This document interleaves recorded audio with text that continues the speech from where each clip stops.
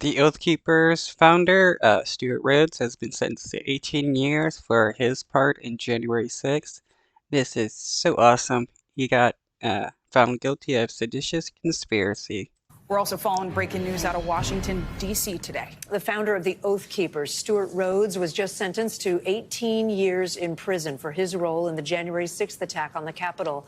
Rhodes was found guilty of seditious conspiracy last November. This is now the longest sentence to be handed down to a January 6th defendant thus far.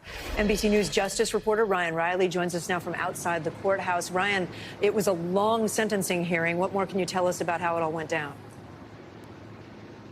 That's right, including a lengthy statement from Stuart Rhodes himself, who tried to make himself out as some sort of political prisoner, got in there that he hopes that Trump wins in 2024, which is, of course, something that a lot of January 6 defendants are hoping because Trump has commented that he may pardon some, if not all of them, during some of his recent campaign appearances. But the judge rejected all of that and said that Stuart Rhodes is not a political prisoner. He's here because of his actions that day and pointed to a lot of Rhodes's rhetoric going back for more than a decade until back to the early Obama era and when he first started the Oath Keepers, talking about.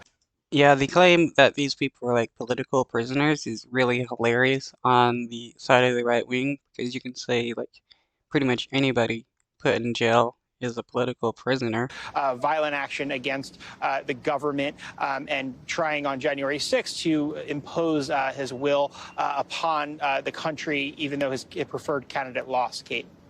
And Ryan, I wonder, does Rhodes' sentence suggest anything about what could be in store for other January 6th defendants? I think it does, especially Enrique Tarrio will be the interesting one that we have forthcoming. He was, of course, also convicted of seditious conspiracy. He was the head of the Proud Boys, but this is the longest sentence that we've seen to date. It was a bit short of what federal prosecutors wanted. They had hoped for 25 years in federal prison, but 18 years in prison is something to write home about. It's a significant sentence and the longest that we've seen thus far, and sort of sets a benchmark, I think, for these potential sentences going forward. But this will. A lot of these people are actually really lucky they didn't get, a longer sentence. Some of these people get like just a few months or a few years in jail for their participation. The Constitution allows for a lot harsher punishments.